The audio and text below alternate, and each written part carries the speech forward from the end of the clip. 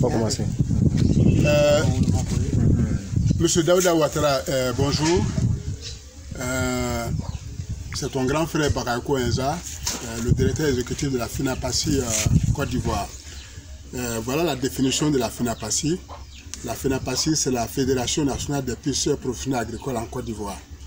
Alors, elle est en partenariat avec l'Iran et ce sont les Iraniens là, alors qui, à la suite d'une demande formulée par rapport aux besoins des acteurs du monde agricole en Côte d'Ivoire, alors donc ces demandes-là, comme on appelle, ont été faites à l'attention de certains opérateurs économiques iraniens afin que ceux-ci essaient de convoyer des produits bio en Côte d'Ivoire pour intervenir sur le terrain. Maintenant, à cet effet, suite à un malaise en provenance, en faveur de ma mère à Goulia, donc je me suis déporté, comme on appelle, à Goulia, voir l'état de santé de ma mère. C'est à la suite de tout ça que j'ai visionné une vidéo qui a été réalisée ici à Tara, dénonçant le niveau de dégradation très avancé des voies ici. Alors donc, suite à cela, lorsque je me suis rendu à Tara, je me suis rendu compte que cette voie n'était pas encore réhabilitée. Alors donc, également à la faveur, comme on appelle, de la fête de Tabaski, voilà, je me suis rendu également à Tara pour venir saluer les parents. Venir saluer les parents, venir saluer le président de la coopérative de Tara. Et à la suite de cela, j'ai réalisé une vidéo, en tout cas dénonçant beaucoup de situations que Tara aujourd'hui vit ici, notamment le problème des routes. Goulia, l'axe routier Goulia-Tara est vraiment impraticable. Aujourd'hui, le gouvernement a mis en place des comités de veille, par rapport à la commercialisation du noix de cajou brut.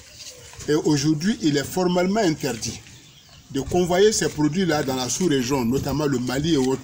Et puisque Tara est à la frontière du Mali, compte tenu du fait que cette zone qui est considérée une grande zone de production de noix de cajou, alors aujourd'hui là, pour faute de choses, de routes, de routes bien aménagées, alors certains, je vais, comme on appelle, alors essaient de déporter leur production vers le Mali. Alors donc, nous demandons, comme on appelle, à cette population-là, alors comme on appelle, de convoyer plutôt ces produits-là au niveau de la Côte d'Ivoire, au port d'Abidjan. Alors donc, à cet effet, je reviens encore, suite à vos instructions données, je reviens encore ce matin à Tara, rencontrer les parents, pour qu'eux-mêmes, ils expliquent la situation dégradante qu'eux-mêmes vivent ici à Tara. Ils ont besoin d'un sous-préfet à Tara. La téléphonie mobile n'est pas stable à Tara. Alors pour avoir accès aujourd'hui, je répète, comme on appelle, au réseau MTN, au réseau stable Orange, il n'y a même pas de move ici. Vous voyez cette colline que j'ai dénoncée la dernière fois. Il faut grimper cette colline-là, alors arriver au sommet, et là tu peux avoir accès au réseau Orange Côte d'Ivoire. Donc ici, c'est une partie de la Côte d'Ivoire. Tara est beaucoup sollicité en matière électorale ici. Mais ici, je ne suis pas venu pour parler de la politique. Alors je parle de l'agriculture, je parle du développement. On a envoyé beaucoup de vidéos la dernière fois et je suis venu faire le complément de ces vidéos-là pour attirer l'attention du gouvernement ivoirien. Alors la première vidéo a été déjà transmise par M. Ouattara Daouda vous-même depuis la France, à M. Abou Bané, qui est le président de tous les cadres du Grand Nord. Et je pense que ce dernier aura une attention particulière, en tout cas par rapport à la situation que cette population vit ici. Au-delà de Tara, des préoccupations exprimées par Tara, alors il y a Goulia, mon village paternel. Et depuis 1960, Goulia est érigé en sous-préfecture depuis 1960. Aujourd'hui, ça fait 62 ans. Il y a tourné quoi. 2 ans que Goulia est toujours érigé en sous-préfecture et non en département.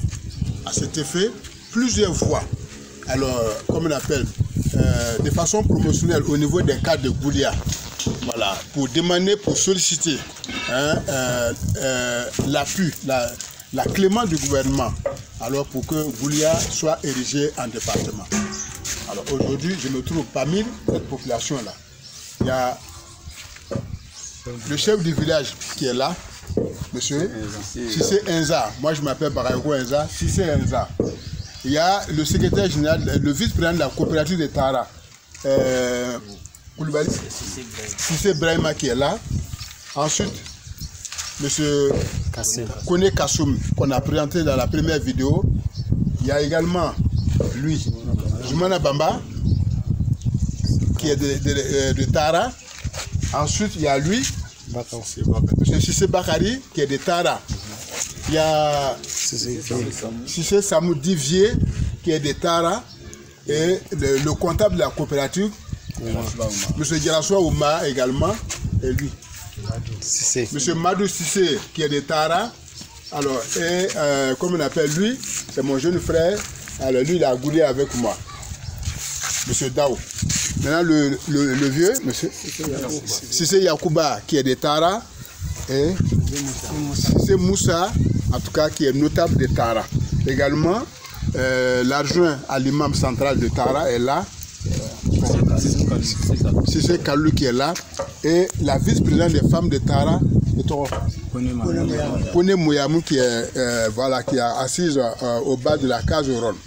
Ici, Tara, en tout cas, Tara est située à la frontière du Mali. Ici, il y a quelques cases rondes encore qu'on découvre à Tara. Et lorsque, comme vous l'avez dit, que le prochain voyage sur la Côte d'Ivoire, nous allons nous déporter à Goulia et à Tara pour venir vivre la réalité sur le terrain vous-même. Alors donc, chacun va donner quand même, exprimer sa préoccupation de façon brève. Et à la suite de cela, vous allez voir la mosquée de Tara. Vous avez également une partie de la route encore très dégradée, alors dans la vidéo que vous allez transmettre à qui de droit pour que très rapidement l'État ivoirien aménage, comme on appelle ça, monture pour faire face à la préoccupation majeure de Goulia en matière de départementalisation Goulia, en matière des infrastructures, Tara également érigé en sous-préfecture et réhabiliter les voies et puis, comme on appelle ça, installer la téléphonie mobile MTN, Orange et Move, etc. et les autres, comme on appelle, réseaux dont la population en a besoin. Donc, je vous remercie.